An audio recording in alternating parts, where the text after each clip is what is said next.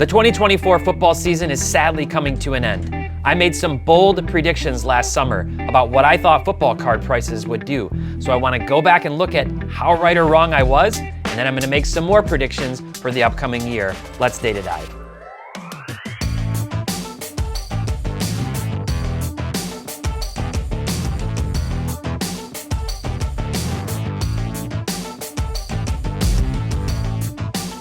Hey everyone, welcome back to another Data Dive video. It's Tyler Nethercott, better known as Teapot, and this week I'm talking about football cards. As of the time you're watching this video, the conference championships will be done. I'm recording this a little bit before those games. I'm excited to see what happens. Obviously, I've got my Chiefs facing the Bills. That game for me in many ways, now that the Lions have been knocked out, is kind of my Super Bowl. I actually really like both of those teams. Obviously, I historically root for the Chiefs. If the Bills win, I won't be mad. I really want to see Josh Allen win a Super Bowl. I'd love to see him in the championship. And on the NFC side, I've got to root for the Commanders. I just don't want to see the Eagles go back again. Call me a bitter NFC fan, but it'd be nice to see a rookie quarterback continue his path to the Super Bowl in a historic season. So that's what I'm hoping the outcome was. We'll see. You'll know as of watching this video. But this week, I want to talk about this past NFL season. A lot happened. A lot of players saw their cards go down in value. Some others did see their values go up. In many ways, this season wasn't so different from the last two seasons. So I want to cover all of that, go through some of my predictions from last year and see how did I do. A lot of you ask me to do that regularly. You say, all right, let's check back and see if you'll actually look at your own predictions 3-4 months from now and admit to what you were right and wrong about. Well, we're going to do that today. And then I want to actually look to the year ahead. I want to talk about some of the players and where I think they could realistically go. So we're going to buckle up, talk about some quarterbacks today. And if you want to get your hands on data like this, you got to go to marketmoversapp.com. If you use promo code DIVE, D-I-V-E, you're going to get 2 weeks completely free to try it out. And then you'll get 20% off any plan you choose for life. So go to marketmoversapp.com, give it a try for free, and let's get into some of the data here. And I'm going to start out with a 2024 recap, like I said, a little bit of a slideshow kind of walking through some things, and then we'll get into some actual live charts and graphs and market movers as well. But this was the video that started it all. I did this video last June of 2024, and I said Trevor Lawrence is the next Mac Jones. And specifically what I said was that his card prices were going to do the Mac Jones shuffle, the Mac Jones decline. Man, did I catch a lot of flack in the comments. You guys were not happy about this, most of you. Some people agreed with me, but the most vocal were the ones who told me how ignorant I was and all of those things. So what I did in that video was I actually compared Daniel Jones's stats through his career to Trevor Lawrence's stats through his career. I looked at both of them. I compared how many games they had played, and that was before we were going into this season. And their salaries, Daniel Jones, if you remember, had gotten a 4-year, $160 million extension from the Giants, which when that happened, I said was utterly insane. Well, last year, right before the season, T-Law got his big payday, even bigger. 5 years, $275 million, $55 million a year is what the Jaguars gave to Trevor Lawrence, who, remember, was supposed to be the chosen one, the next Peyton Manning, the best quarterback prospect we had seen since Manning. Well, so far, T-Law's career really hasn't been that great. If we were looking at these stats, a little bit of a game disparity, number, but in terms of performance, you had them very similar, especially with their QB ratings at 85 versus 85.2. Daniel Jones rushing the ball a lot more, running, a lot more, and overall fantasy points, the edge going to Daniel Jones. So a lot of you just said that was crazy, and you blamed, the system with the Jaguars. It's not like the Giants have exactly had a really well-run organization since Jones had been there. And this was the slide that I put up. I said, if Trevor Lawrence doesn't break out in 2024 and deliver a Pro Bowl caliber season with a playoff berth, it could spell certain doom for his card prices. That was the bold prediction and the bold statement. So I had to go back, and I had to screenshot some of the comments and reactions. My take from this was bad rookie year to Pro Bowl year to average year. Lawrence is doing just fine. LOL, I'm literally only buying T-Law right now. Please sell me all your T-Laws. By the way, for all of those who love to play the game on paper, T-Law has 11,770 passing yards, and that is the 5th most in NFL history by a player after 3 seasons. Mic drop. Well, mic drop. Okay. Let's not forget Trevor Lawrence was in the playoffs and played through injury the entire season last year. Jeff and Teapot must be buying up as many as they can. The opposite of a pump and dump, it's a bash and snatch. Bash and snatch, I've never heard of that before. I was not buying T-Law at all. I was not buying him, nor was I selling him. I didn't have any T-Law. Please save my comment for a few years from now. T-Law is a very talented player. His talent and that huge deal he just got, he isn't going anywhere and will be relevant. I'm not a Jags fan, FYI. Well, we do still have a few years left, and we're going to talk a little bit about that. But year one, after that, I did save the comment, hasn't gone particularly well. Jags have been building around the QB and are now just getting where they want to be. Trevor will prove your data irrelevant when he gets that big ring this season. He did not get the big ring. T-Law, it's a good QB. They would have made playoffs if he didn't get injured. I watched a lot of games, sports bet. I'm missing prepositions and punctuation here. If you just use stats and data for every card, would be rich. Everyone would be rich. The problem is his hype is built in, and people aren't going to sell his cards at their value. They're spelled wrong. I will keep buying all his cards, and I guarantee you will change your mind this season. Tag it. Tagged. And finally, my favorite comment, the ignorance in this video is incredible. Well, here's what happened in 2024. Here's Daniel Jones compared to Trevor Lawrence. Daniel Jones, who, by the way, got cut after 10 starts with the Giants, got cut. On a 4-year, $160 million, they released him, said, take your money, leave, never come back. You're not welcome back in this town. Goodbye. And by the way, just as a reminder, I'm very sorry, Giants fans, kind of. They chose to keep Daniel Jones and let Saquon Barkley go, who, as of recording this, may be on his way to the Super Bowl and had a nearly record-breaking season. Decisions. But this is pretty funny. 10 games, 10 games. As we know, sadly, very sadly, T-Law got annihilated in that hit by the Texans defender and basically got knocked out for the rest of the season. Horrible, violent play, really unsportsmanlike what happened there, and so he missed games. 10 games, 10 games. 2-8. Completion percentage, 3% better for Daniel Jones. Yards, 25 more yards for Daniel Jones. Yards per game obviously up. Passing touchdowns, Jones 8 and 7, Lawrence 11 and 7. Couple of rushing touchdowns, very similar, nearly identical stats for these two guys. The difference is Jones gets cut, who was, by the way, I think the 6th overall draft pick, if I'm not mistaken. Did I have that here? Nope, I didn't have it. I think he was the 6th overall draft pick. T-Law obviously was the 1st overall draft pick. It's not like both of these guys didn't have high draft pedigree. So in the last 180 days, T-Law's down 35%, Daniel Jones down 37%. Here's a couple of their cards, their Prism-based PSA 10s. Down 61% for T-Law, down 29% for Daniel Jones. I'm not really sure why he suddenly has seen some life in his cards over the last month and change, but he was down even more than that. The point being, the comparison stuck. The comparison came true. It played out the way that I said it would. The Jags barely won any games this year. They weren't a good team. I was right. I did another video, and this was a couple months later, right before the season started. And this was the video, and I said, NFL preview, there's a QB everyone is sleeping on. So I did some more, and I went through a whole bunch of players. And I wish I didn't have to say it, but I told you so on a lot of these players. Will Levis, I said, was a sell. People said I was crazy. Deshaun Watson, I said, was a sell. Nobody really contested that one. Anthony Richardson, people told me I was crazy. Down, these guys are down over 60% on their cards in the last 6 months. Aiden O'Connell, people told me was gonna, shock my socks off. Justin Fields, I said, don't, they're like, well, he's getting the starting job. Look what happened there. He lost it once Russ was back. Caleb Williams was super inflated and I said wasn't going to have a good season. In fact, sitting right here in this seat on Cards on the Table, after the Bears started out 4-2, I said that they were going to lose all but one of their games for the rest of the season. And I got a lot of funny comments on that, and Jeff told me I was insane and that he would take the over on that. Well, guess what? They lost every game. They lost every game after that game, every single game. They didn't even win one. I gave them credit, thought they might beat the Cardinals or somebody. They lost every game. So we're going to talk a little bit more about Caleb Williams too. Kyler Murray, he got hot. To start the season, he actually went up. I think he was even on our weekly top 5 cards.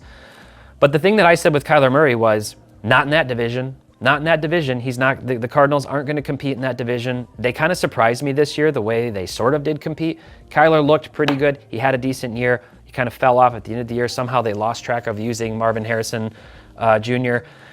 Bo Nix had a remarkable year. I was watching him in summer camp and preseason, and he looked rough. But rookies, they can, sometimes they settle in. He had a really good season. Dak did not have a good season. The Cowboys were probably the biggest surprise of the year. And then Jordan Love, down 22%. And honestly, he looked okay this year. I would say he actually improved my perception of him this year in a way that I'm not too thrilled with because of the Packers being in the division with the Lions, but he's still down 22%. I was wrong on 2 players, kind of. So I'm showing you some stats here. And on the left and on the right, take a look at these. These are 2 different players in the same year in their careers. One is out of the league, one's still in the league. Obviously, the QB record in the given seasons is a big difference. Winning matters a ton in the NFL. It matters a ton. But the player on the right had a much better sophomore campaign. Much better. 700 more yards, so you're looking at 60 more passing yards per game, 35 touchdowns to 20. Yes, he had 6 more interceptions, similar passer ratings, more rushing yards. Overall, similar, but I would say a better season other than the record of the given team. Those 2 players are CJ Stroud and Blake Bortles. Blake Bortles and CJ Stroud. Blake Bortles, who was taken 3rd overall in the 2014 NFL draft, so this was his 2015 season. CJ Stroud, who was taken 2nd overall in the 2023 draft, so basically the same type of draft picks, same type of players. And we saw Blake Bortles have a fantastic year. Can you imagine what Blake Bortles' card prices would have been like if the card market were like is today back in 2014, 2015? Blake Bortles would have had massive prices on his cards. Well, let's look at what happened with Blake Bortles' tragic career progression. He didn't have a good rookie year. CJ did. He didn't have a ton of touchdowns. He had 20 touchdowns, but only 5 interceptions. He was very efficient. He looked good to me. I was cautiously optimistic, but in that video I did 5 months ago, I did say I was kind of like, be careful. Sophomore slumps happen. Who knows, these aged weapons that are coming in. You had Mixon and Diggs. Are these guys going to be healthy? Mixon had a Pro Bowl year. Diggs obviously got injured. He lost Tank Dell. He lost a lot of his weapons. Nico Collins was out for part of the year. That could be a big part of it. But honestly, Stroud just didn't quite look like the same player we saw his rookie year. Bortles had a great sophomore year. The card hype around him would have been crazy. And then he just started coming down, and you see the touchdowns decreasing and the interceptions kind of getting closer and closer until year 5, when he ultimately had 12 touchdowns and 11 interceptions or something like that. And then by that point, he switched teams, went over to the Rams for 1 season, didn't really play, and then he was out of the league. That fast, he was out of the league. And this is part of the problem with the modern investment into all these quarterbacks that are super hyped, is that the quarterback carousel is very, very, very real. If you can't come in, right or wrong, if you can't come in as a rookie or a sophomore and cement yourself as a viable starter in the NFL and as like a top 15 quarterback, you're not only going to be benched, you're probably going to be out of the league in 5 or 6 years. That's just sort of how it works. It's very competitive. Most important position in football and in most of any sport. So quarterback is huge. Well, here's Stroud. Here's what concerns me. Last year, looks like, okay, maybe I had the numbers a little bit wrong. Maybe it was 23 touchdowns to 5 interceptions. And this year, it was 20 touchdowns, so down, and interceptions up to 12. Not good. That's heading in the wrong direction. Looking at these 2 trajectories, that doesn't make me feel good going into year 3 about CJ Stroud. Blake Bortles, 2 most expensive card sales in the last year. Arguably his 2 best cards in existence. These might be his 2 best cards in existence. It's his Contenders Super Bowl ticket 1-of-1 autos, both BGS 9s. Looks like one is like the image variation. But these 2 cards combined sold for $1,600 combined last September.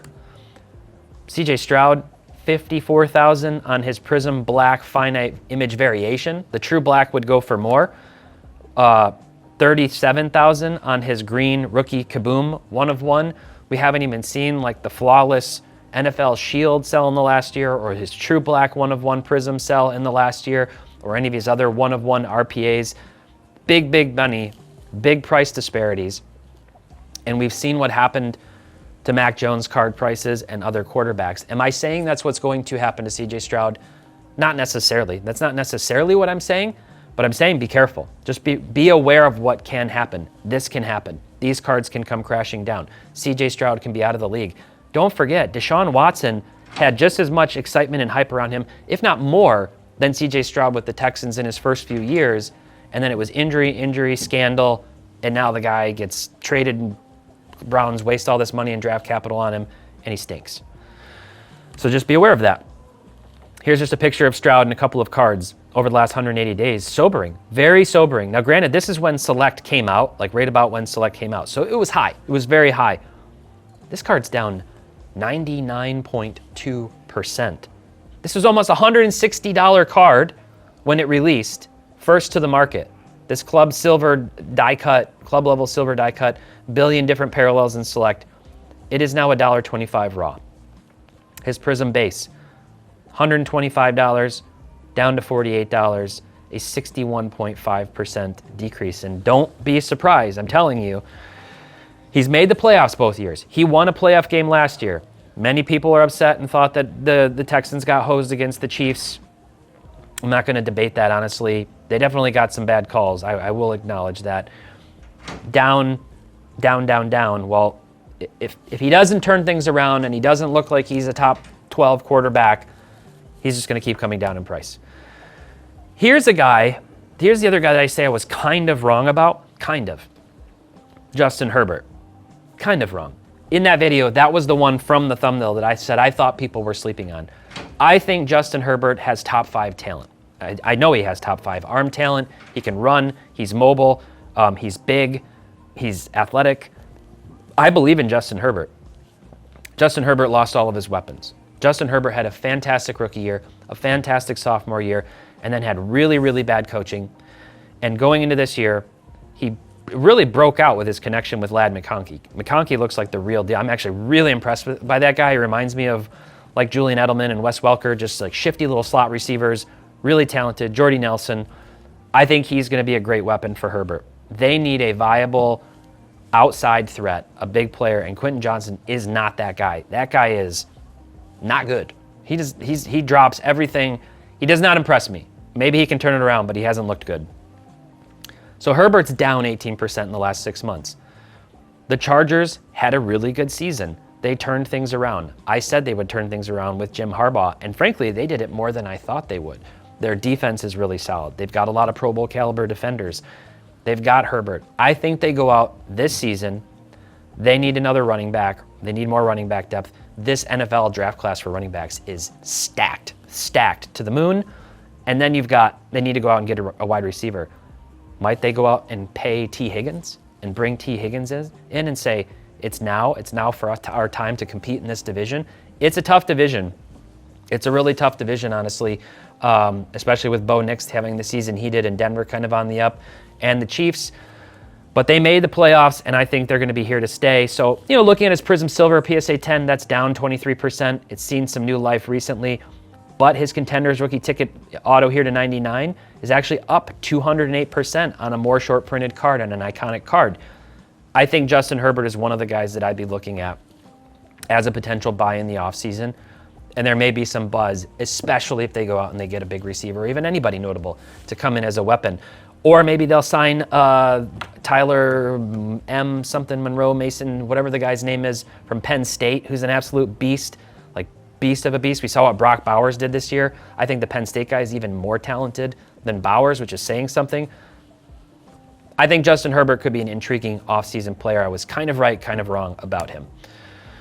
Forecasting the year ahead, this 2025 has not really gone the way Teapot wanted it to go. Detroit gets upset by the Commanders and frankly embarrassed by them. It just didn't go well. Ohio State beats Notre Dame in the national championship. Cup half full would say, you know what? It was the best season in Detroit Lions history, regular season.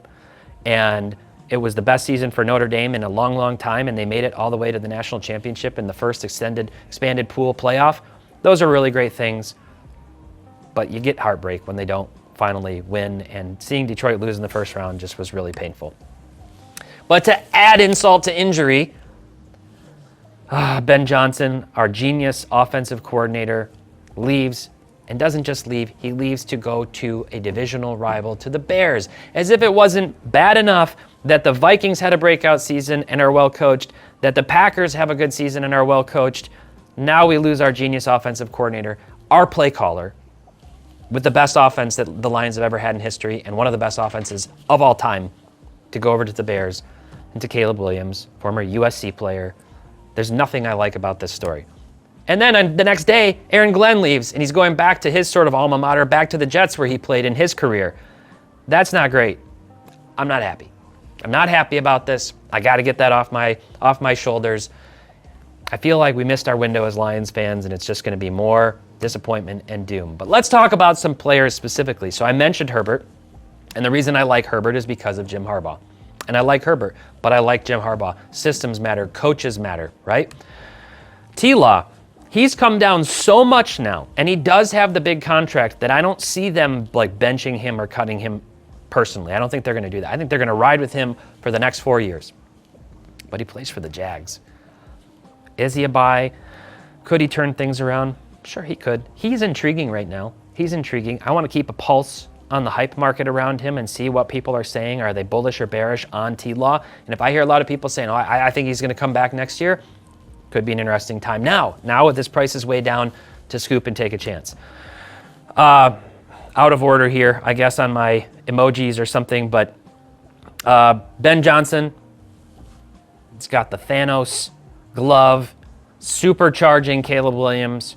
As much as I hate to say it, and as much as I ragged on Caleb Williams, he does have an arm. He's got an incredible arm. He's got a Mahomes-esque arm. He can throw the ball. It's his decision-making, and Ben Johnson is going to come in and put him in a position with insane receiving weapons, frankly, around him to go and be successful. I think Caleb Williams is going to have a really good year next year because of that, because of the system. I think he's going to coach him up, get him the right reads, get him the right checkdowns, get him comfortable and leveling up his skill set.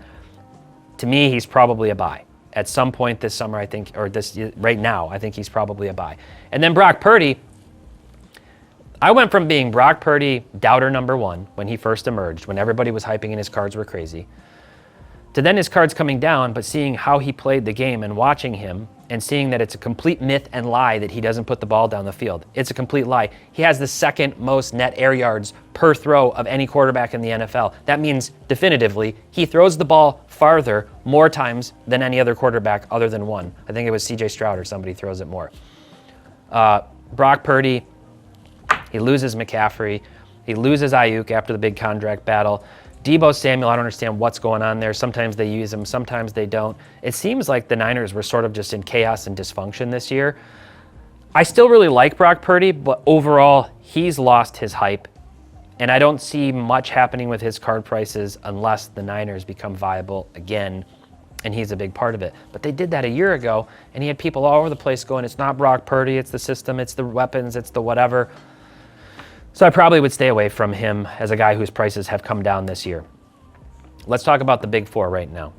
In my opinion, these are the best four quarterbacks in the NFL with an asterisk. And I say that because Lamar, Josh Allen, and Burrow had the three best seasons this year. They're the three MVP finalists in my opinion.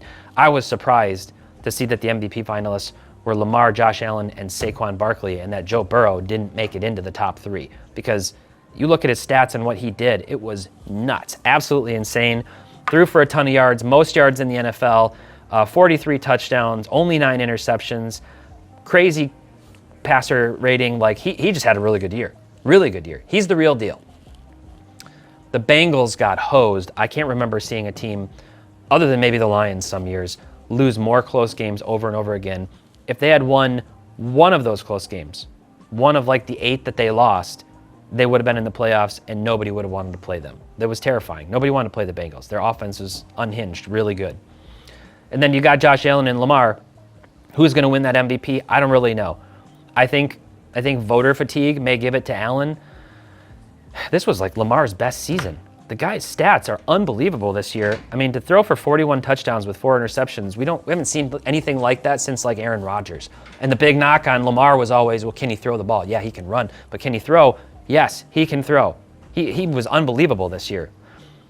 Mahomes, not a Pro Bowler. Somehow, when did a team ever in history go 15-1? A quarterback, obviously they benched everybody in the last game. So when did a team ever go 15-1 and not have their quarterback be a Pro Bowler? Or all pro, or both of those, or an MVP. That's crazy. It's absolutely crazy. And yet here we are, that's the case. He was like middle of the pack. Like he did not look good this year. I know the weapons and people are injured and whatever, but Mahomes does not look like the Mahomes from the first season that he played to the second, third, and fourth seasons that he played. The last few years, it's very strange. It's team football. Their defense is carrying them. Chris Jones is a huge wrecking ball. That's a huge problem for any offense to face. It's just been team football. Somehow they keep winning. It's coaching, it's charisma, and then I know many of you will say it's none of those things. It's the refs. I don't know. Maybe. I don't know. But they're winning. So I got to put these four guys in the picture. I'm a little concerned about Mahomes long term. Sort of. All right, here's the young guys, and then I'm going to jump over to Market Movers charts.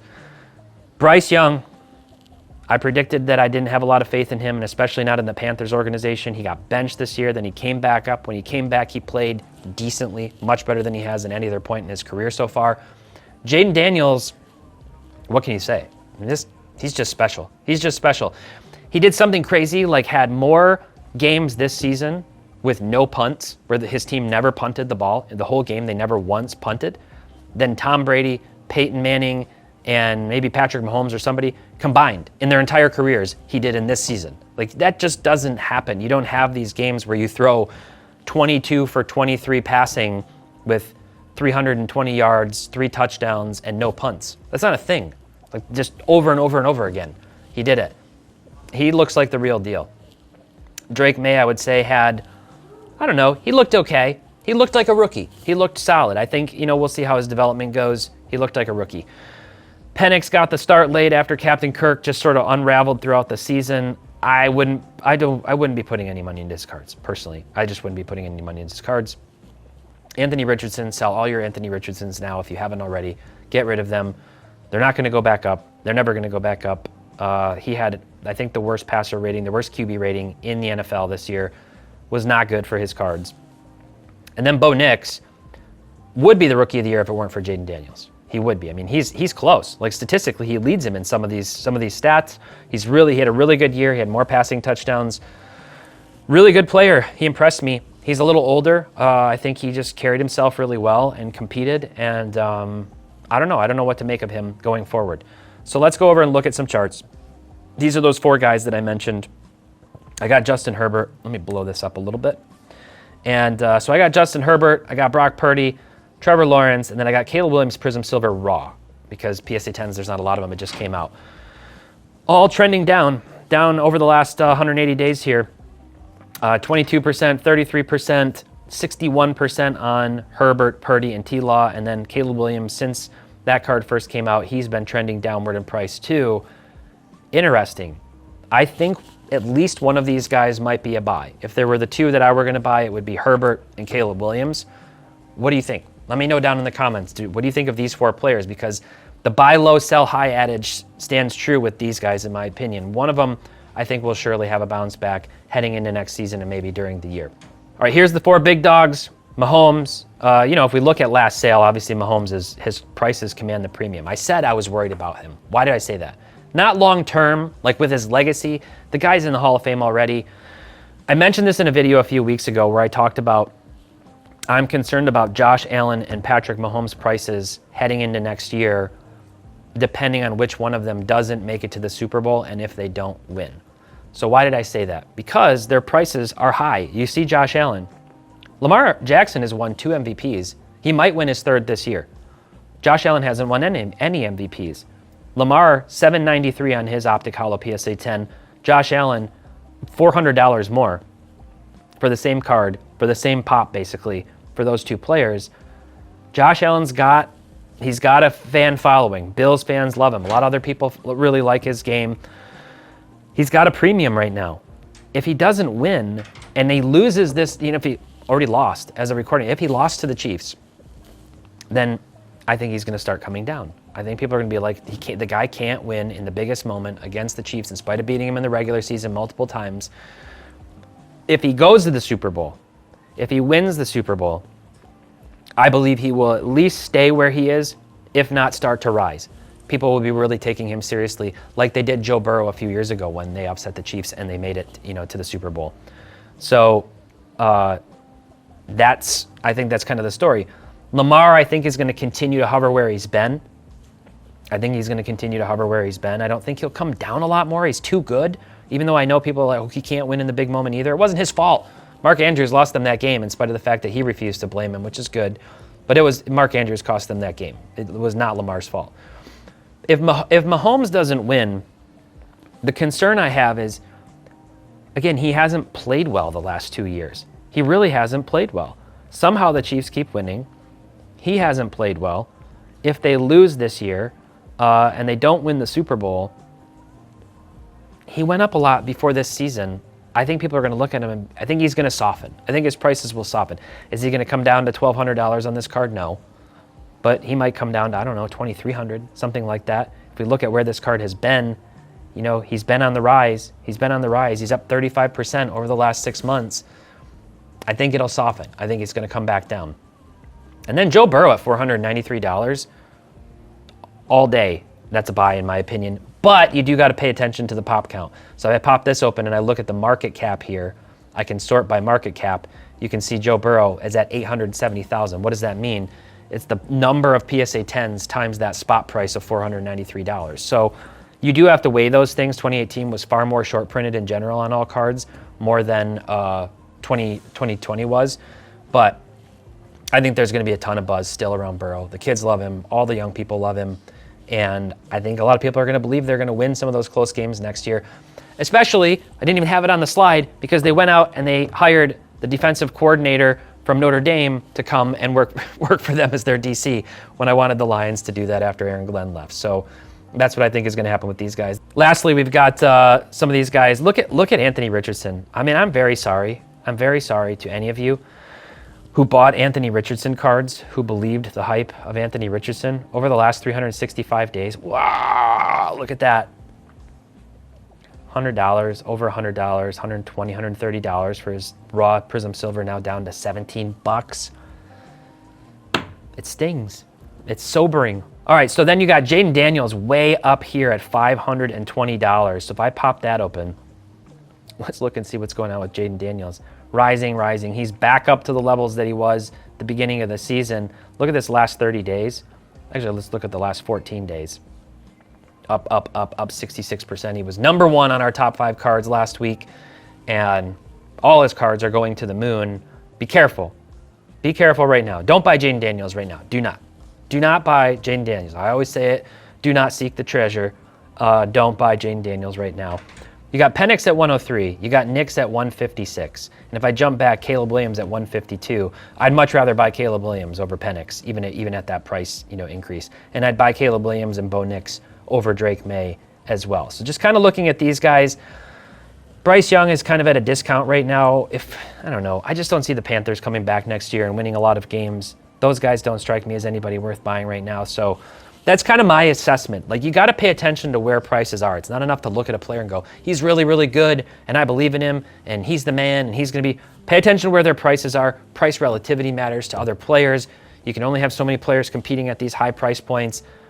$520 for Jaden Daniels, Prism Silver Raw. That's just wild. Like, if I jump back here, let's come over here, and you can see, I mean, Justin Herbert's PSA 10 is $840. T-Law's PSA 10 is $425. Why would you pay over $500 for a raw Jaden Daniels? Are there PSA 10s out there yet? Let's look. $1,900. No, don't do that. Crazy nuclear money right now. Do not do that. So that's kind of my review from the year. I would say, honestly, I've been making these videos for, 3-4 years now, talking about predictions and other things. I think I've figured out some patterns by now. I by no way get everything correct. I don't know, maybe ultimately it's 55-45 right to wrong, but this was the best I've ever done predicting players throughout a given season. I said to watch out for a lot of these players, and unfortunately, That's the general pattern with a lot of these young rookies.